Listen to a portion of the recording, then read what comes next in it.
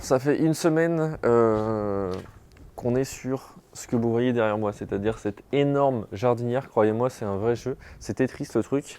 On est en train de construire la jardinière sur mesure qui viendra aussi faire office d'assises. Si vous vous souvenez sur les visuels, il y a 3 assises ici, c'est vraiment le coin salon. L'idée était vraiment de faire un petit oasis de végétation. Autant sur l'autre partie de la terrasse, c'est plutôt des zones non végétalisées. Autant sur cette partie-là, l'idée c'était vraiment de faire voilà, un petit havre de paix en quelque sorte et surtout de cacher tous ces murs qui sont assez imposants. Donc l'idée en fait ça a été de venir construire tout en sur mesure encore une fois en lambourde de bois exotique, donc comme on peut le voir ici, de construire toute une structure qui va faire office de bac de réception donc de la terre donc pour les jardinières, donc on peut les voir ici et sur l'arrière, mais aussi de faire office d'assise. Donc là on voit on a une première assise, une deuxième assise qu'on est en train de finir là et une troisième assise qui est là. Donc tout ça viendra être couvert par des planches de Kumaru, donc le bois exotique, comme on a fait d'ailleurs sur ce bac là. Ici il va y avoir une belle plante qui va venir cacher la gouttière, mais bon bref.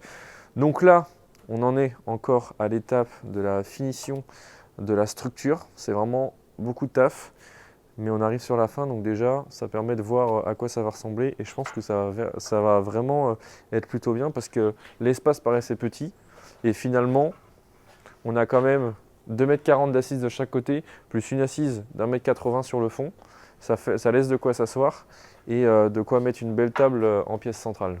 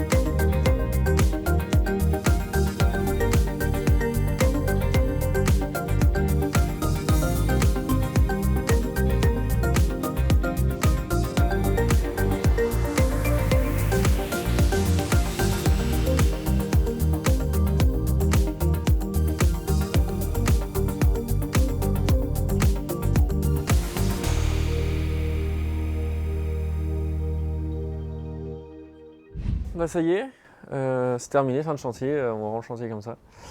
Non, sans rire, on vient de terminer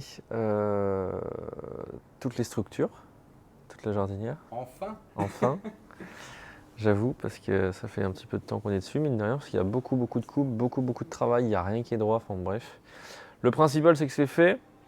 Donc là, forcément, c'est pas très joli puisque c'est toutes les vieilles planches de la terrasse, mais ça va être recouvert. Là, on va passer une étape qui va être beaucoup plus satisfaisante. Ça va être la pose des planches de finition. Donc là, j'ai préparé tout le stock. Ce qu'on va faire en fait, c'est que on a toutes les planches de finition qui viennent se glisser, hop, juste comme ça. Et on vient les fixer dans la lambourde du bas, dans la lambourde du haut, et sans doute par l'intérieur de l'autre sens sur cette lambourde là, pour qu'il soit pris à 3 points différents. Et je pense que ce que j'ai fait, c'est que j'ai tout coupé à 93 cm. On va tout les laisser dépasser. Et après, on viendra mettre la grande règle Hilti avec la scie circulaire et tout couper en une seule fois pour que la coupe soit propre. Et comme ça nous fera perdre moins de temps plutôt que d'être à faire des coupes au millimètre près. Ça nous fera gagner du temps. Ah bah bravo. Ah bah bravo. On rigole moins là. Bon, c'est pas de sa faute. Il filmait et bam.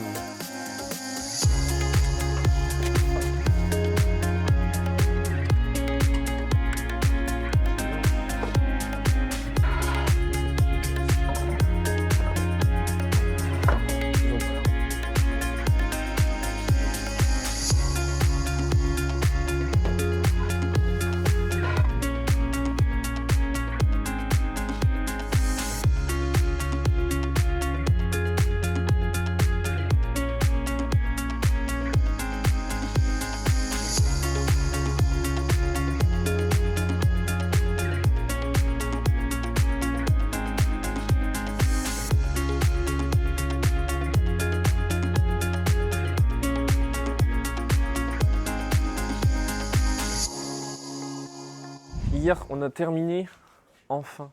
Enfin non, on n'a pas terminé en fait. On a presque terminé, mais on a quand même terminé en partie de positionner toutes les planches de Kumaru sur les structures et on en est vraiment très content parce que d'une, ça ressemble enfin à quelque chose et de deux, le résultat est là, de trois, la résistance est là puisque bah voilà, on s'est assis tous les trois sur chaque assise et ça bouge pas.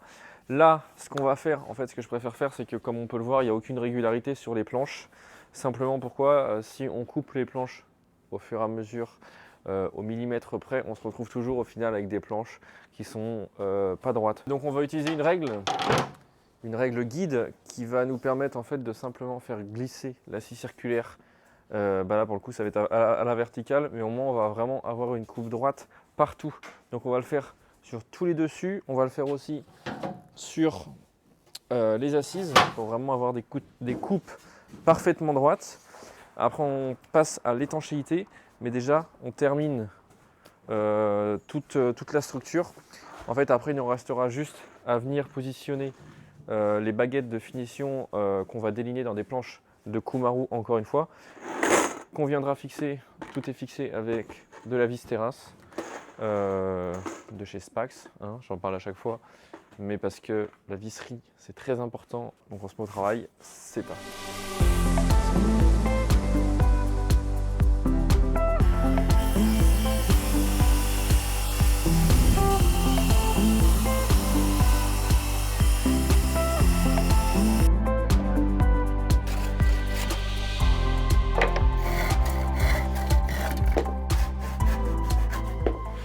Petite astuce, quand on utilise une scie à main, la scie fait peut-être 50 cm de long.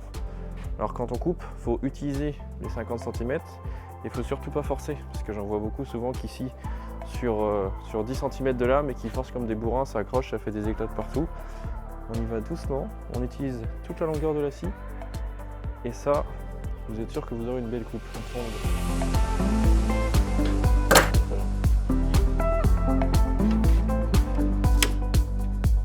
Regardez-moi ça.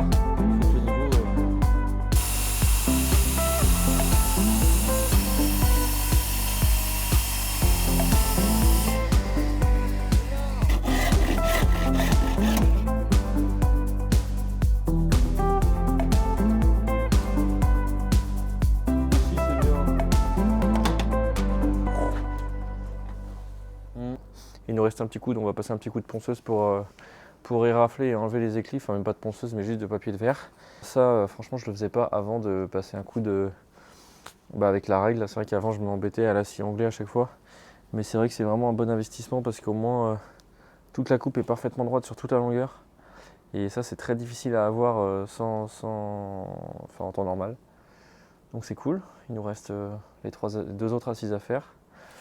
Les planches de finition à mettre là et là, et on en aura terminé avec le bois.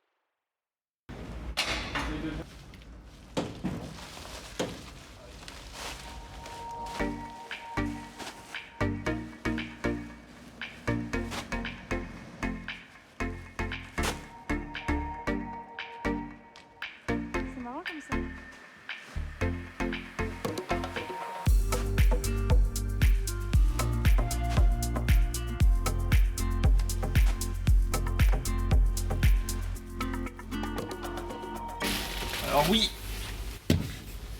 je sais ce que vous vous dites, il y a quelque chose qui a changé. Mon coiffeur, qui est enfin sorti de prison, est parti avec mes cheveux. C'est beaucoup moins drôle, mais cette semaine ils annoncent 36 degrés. Donc autant vous dire qu'un petit rafraîchissement s'imposait. Surtout que la semaine prochaine, j'y suis pas, le week-end était difficile. Demain, on monte 10 mètres cubes de terre pour remplir la jardinière dans laquelle je suis. Déjà là, on vient de monter 1 mètre cube de pouzzolane par l'ascenseur. C'était pas très cool. Donc voilà, on va s'y mettre, il fait beau, il fait chaud. Ce qu'on a fait du coup pour la partie jardinière, étanchéité, là comme on peut le voir, ça a bien avancé.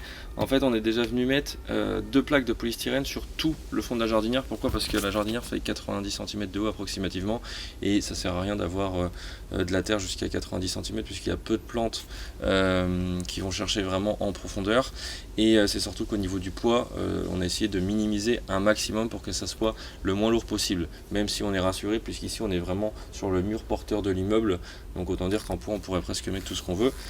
Mais on a préféré diminuer les quantités de terre. Donc on est venu poser nos 2 plaques de polystyrène et par-dessus, comme on peut le voir, on est venu poser de la bâche à bassin simplement qui fait 0,8 mm, donc presque 1 mm, donc assez épaisse.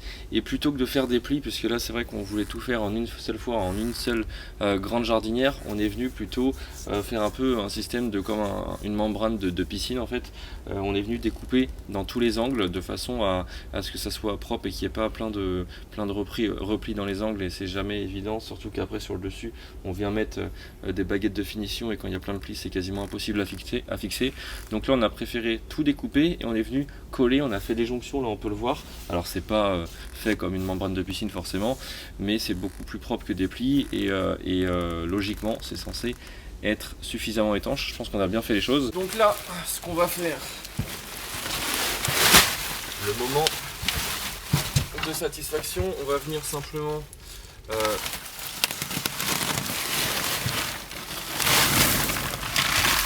c'est beau. On va venir mettre à peu près 10 cm de pouzzolane dans le fond de la jardinière. Ça va permettre de faire une réserve d'eau pour les plantes.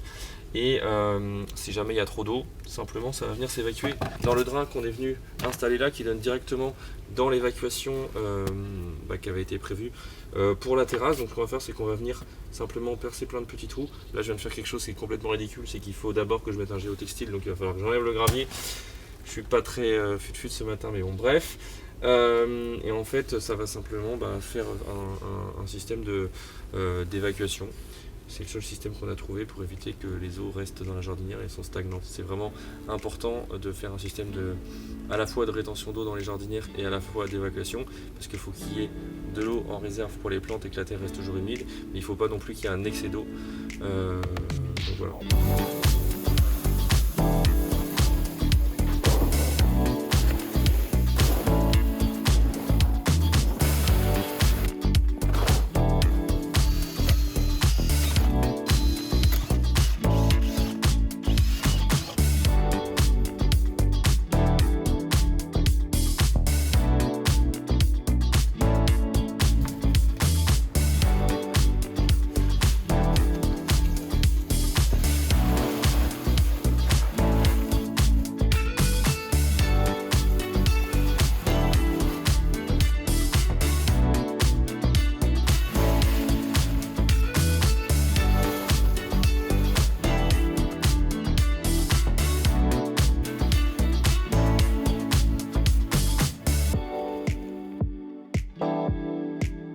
Pour un effet vraiment naturel, j'installe la toile d'ombrage en fibre de coco que j'ai commandée sur le site Espace Ombrage. L'objectif principal là n'est pas de protéger du soleil, mais surtout d'intimiser la zone en masquant la visibilité sur les fenêtres de l'immeuble.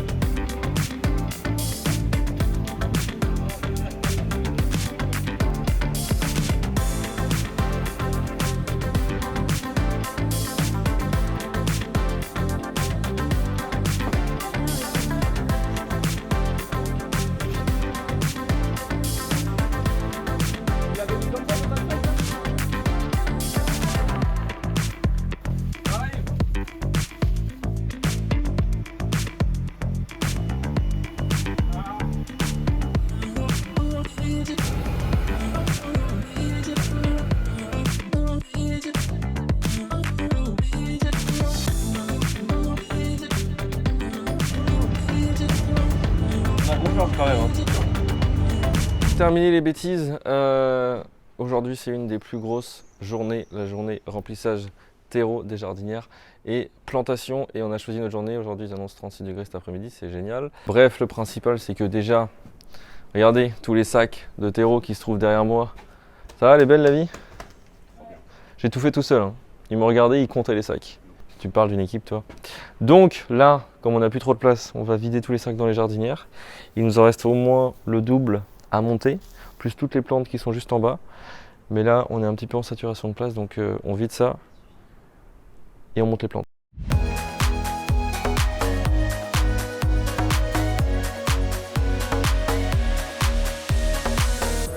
La terre, c'est fait. Voilà l'endroit, le moment. Il fait super chaud, bref. On se croirait pas genre à Saint-Tropez ou genre dans le sud alors qu'on est en plein centre de Nantes. C'est assez kiffant. On va monter toutes les plantes sur la terrasse. Là, on a tout disposé pour se faire une petite photo quand même. Et on va monter toutes les plantes sur la terrasse. Le programme, ça va être de tout monter, de tout planter dans l'après-midi, dans la foulée, pour voir s'il nous manque des plantes, puisqu'on a le petit Fenwick jusqu'à ce soir. Donc s'il nous manque des choses, il va falloir aller courir pour aller chercher ça. Donc on n'a plus de temps à perdre.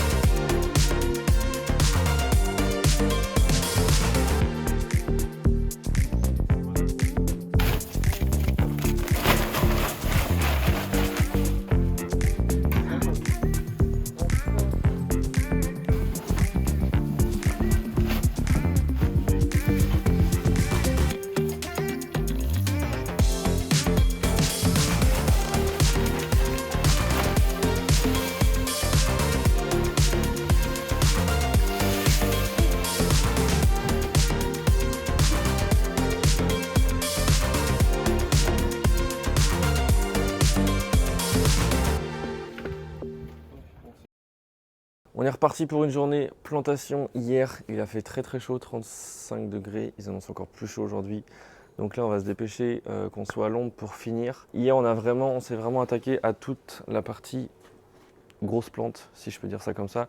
Et déjà, je suis super content du résultat. C'est incroyable parce que ça fait du bien de voir de la végétation depuis le temps qu'on attendait ça sur ce projet. Ça change clairement tout. Donc là, on a planté des Rhapis. En fait, j'ai commandé 2 énormes modes de Rhapis Excelsa. Ça, c'est une plante chez nous qui est un peu plus considérée comme une plante d'intérieur, mais pourtant qui résiste jusqu'à des températures jusqu'à -7. Ici, il faut savoir qu'on est vraiment enclavé entre 2 murs.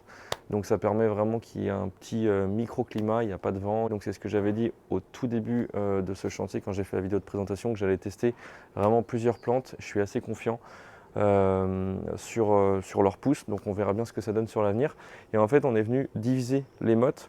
En fait, c'est un peu la feuille du Trachycarpus fortunei, c'est le palmier chanvre qu'on voit très souvent, mais en beaucoup plus fin et ça fait plein de petits troncs, je trouve ça super joli et surtout super exotique. Donc en fait, on a divisé les mottes de façon à faire quasiment un fond de végétation vert, comme ça on voit quasiment plus le mur, ça rend trop bien. Donc là forcément on est en train de les arroser puisqu'il faut absolument les plomber pour qu'ils reprennent bien. Ici on a une grosse pièce, c'est un Olina longifolia si je dis pas de bêtises. C'est une plante qui résiste à -18, donc on est tranquille sur sa rusticité dans le temps. Derrière, on a pareil, j'ai testé 3 philodendrons. Ça, c'est des plantes pareil qu'on a l'habitude de voir en extérieur, en intérieur plutôt, Et mine de rien, c'est des plantes qui ont une très bonne résistance au froid. On est sur du -7.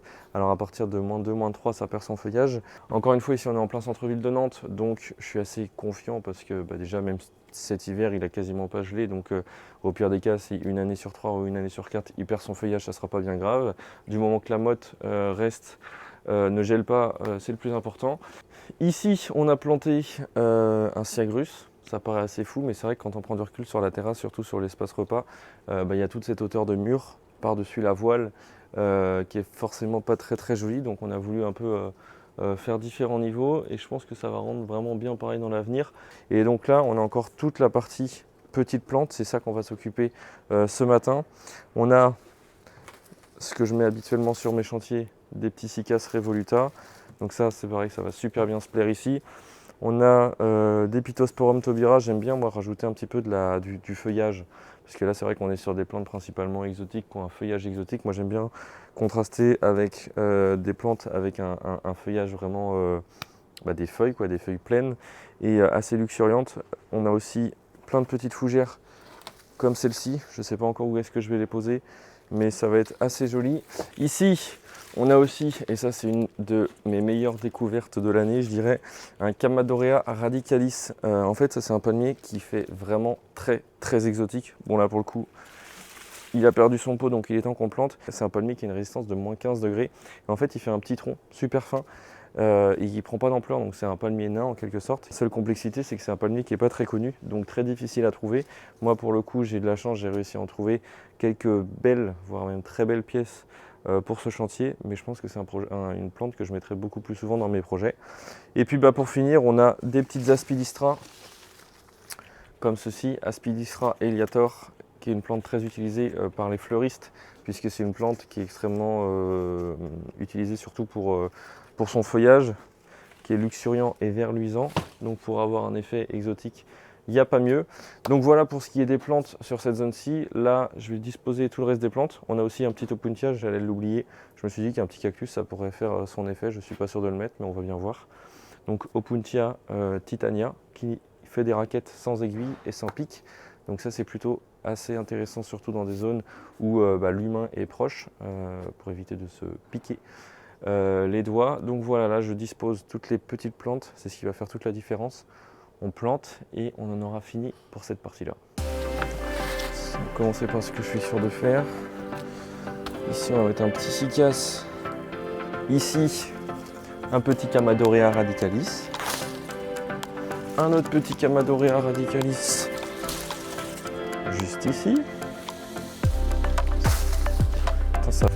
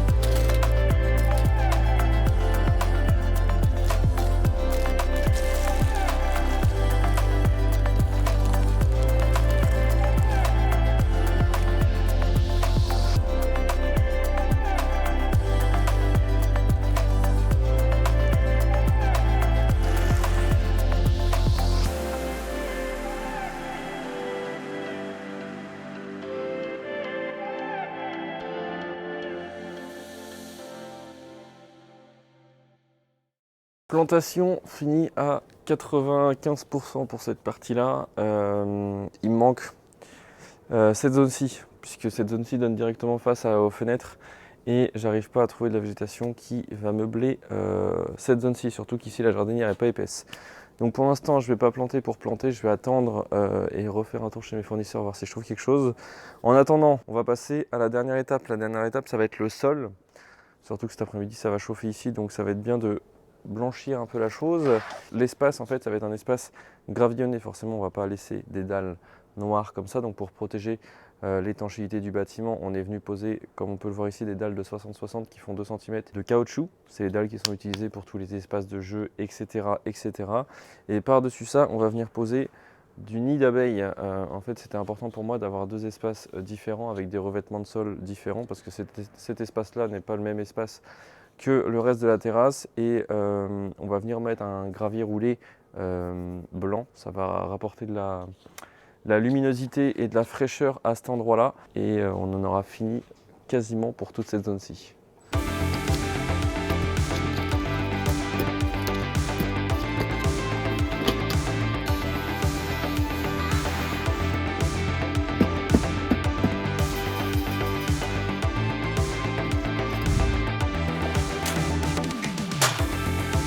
Alors on te regarde.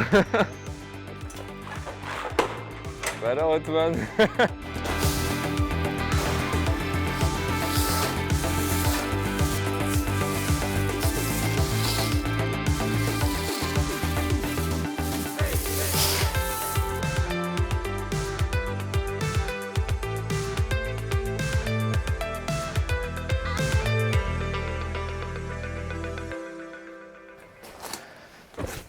Ah. Et ben on dirait bien que ça prend forme. C'est vraiment trop stylé, on est très content du résultat. C'est pas encore fini, il manque les coussins, la finition. La prochaine fois on attaque l'éclairage avec les petits spots et ça va tout changer aussi. On attaque aussi l'arrosage automatique, ça va être très important. Franchement, quand on voit l'évolution entre le début de la vidéo et maintenant, c'est assez incroyable. On est très content et en vrai, l'ambiance ici elle est vraiment cool. Genre quand on s'assoit sur les assises, on a l'impression d'être dans un jardin, on se croirait pas du tout, sur une terrasse avec des murs qui font plus de 30 mètres de haut juste au-dessus de nous. C'est vraiment stylé, ça fait une petite ambiance vraiment très cosy. Si ça mérite pas 100 000 likes, bon 100 000 c'est peut-être beaucoup, mais on n'oublie pas de liker la vidéo.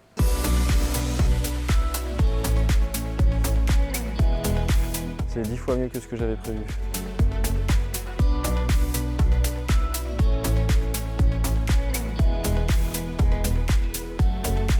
Un autre spot ici qui va éclairer ce petit coin là.